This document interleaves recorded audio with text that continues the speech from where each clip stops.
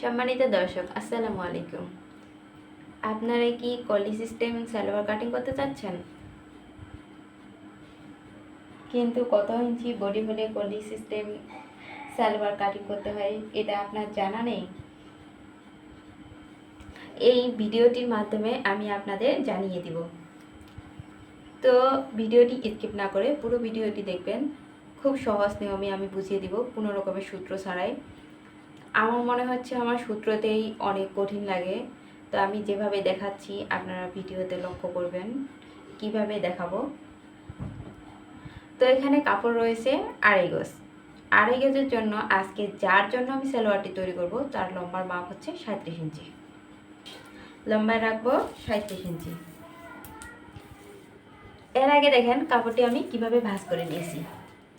আমি যে পাশে আছি এ পাশে কিন্তু বন্ধ সাইড রয়েছে। এক এক করে 4 ভাঁজ করে নিয়েছি কাপড়টি।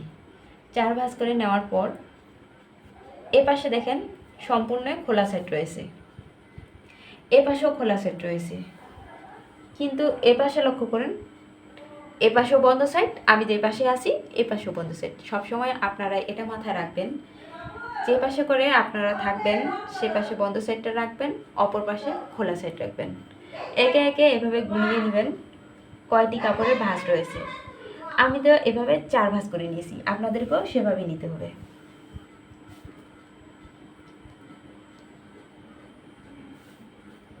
ভাঁজ করে নেওয়ার পর এখানে এক্সট্রা 2.5 ইঞ্চি রাখবো রাবারের জন্য। তো এইভাবে করে মাপ দিয়ে 2.5 ইঞ্চিতে একটা দাগ দিয়ে নিব।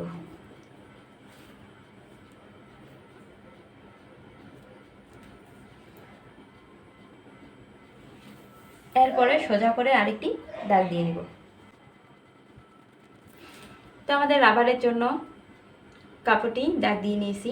এখন এই দাগ ধরে লম্বার মাপটি নিব 37 ইঞ্চি লম্বা।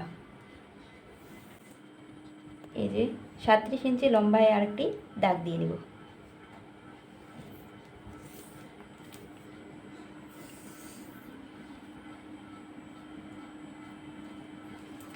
দুই পাশে এভাবে 37 ইঞ্চিতে একটা দাগ দেওয়া নেওয়ার কারণ হচ্ছে কাপড়টি যেন সোজা হয়। এরপরে সালোয়ারটি নিচের পায়ের পাটিসটি যে রয়েছে এটি আপনারা যদি নিজের হয় তাহলে নিজের রুচি অনুযায়ী নেবেন, যদি আপনাদের কাস্টমারের হয় তাহলে কাস্টমারকে জিজ্ঞাসা করে নেবেন।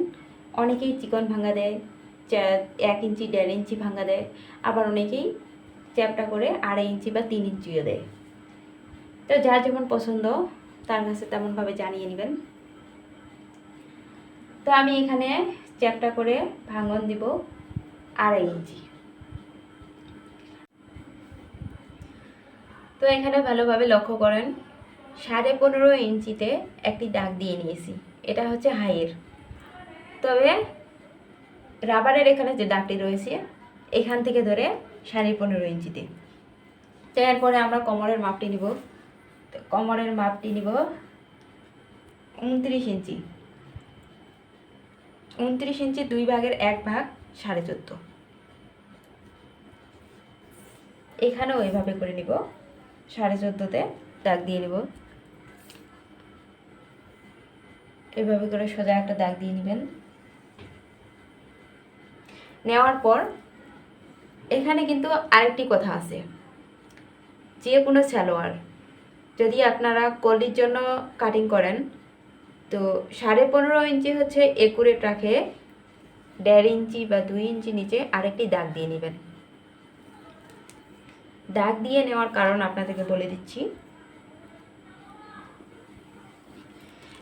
আমি যে এখানে 15.5 ইঞ্চিতে একটা দাগ দিয়ে নিয়েছি, এখান থেকে যদি আমি কলিটা সেটিং করি তাহলে কিন্তু অনেক ছোট হয়ে যাবে, যার জন্য বানাচ্ছেন সে পরতে পারবে না।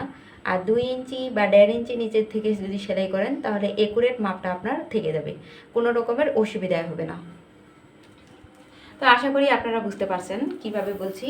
আবার যদি আপনারা বুঝতে নাও পারেন বা বুঝতে কোনো সমস্যা হয় বা এমন আছে আমারও ভুল হতে পারে, আপনারা যদি জানেন তো আমাকে কমেন্টে বলে দিবেন, কিংবা আপনারা যদি আমার বুঝতে কোনো সমস্যা হয় বলবেন, আমি পরবর্তী ভিডিওতে ভালোভাবে বুঝিয়ে দেওয়ার চেষ্টা করব।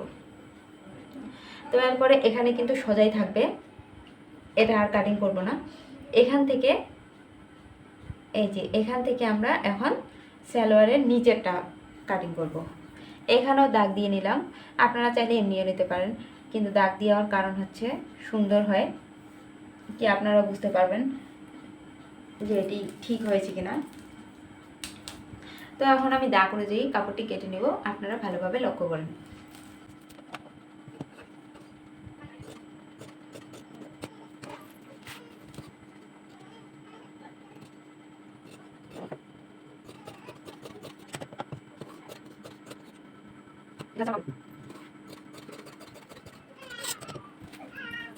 দেখেন সালোয়ারটি আমার কাটিং করা হয়ে গেছে। তো আমি যে দাগ দিয়ে নিয়েছি, দাগ দিয়ে নেওয়ার পরে বাইরের অংশ থেকে আমি কেটেছি কাপড়টি।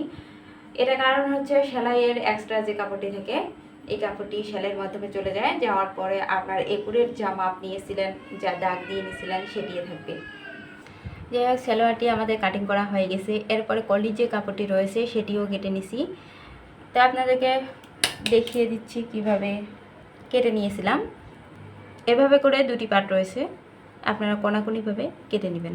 নেওয়ার পর যে পাশে খোলা সাইড রয়েছে এ পাশে করে এই সিস্টেমে লাগিয়ে নেবেন। তো আপনারা লাগিয়ে নেওয়ার পর যদি চান এভাবে করে মাপ দিয়ে দেখবেন যে কতটুকু আছে। যদি রাখতে চান বেশি 16 ইঞ্চি হাই বা 15.5 ইঞ্চি তাও রাখতে পারেন। তো আমাদের ভিডিওটি কেমন লাগলো কমেন্টে জানাবেন। ভিডিওটি যদি আপনাদের ভালো লেগে থাকে তাহলে অবশ্যই লাইক, কমেন্ট, শেয়ার করবেন। পরবর্তী ভিডিওতে সাবস্ক্রাইব করে রাখবেন। আপনাদের যদি কোথাও বুঝতে সমস্যা হয়ে থাকে আমাকে কমেন্টে জানাবেন। পরবর্তী ভিডিওতে খুব সুন্দরভাবে বুঝিয়ে দেওয়ার চেষ্টা করব। আল্লাহ হাফেজ।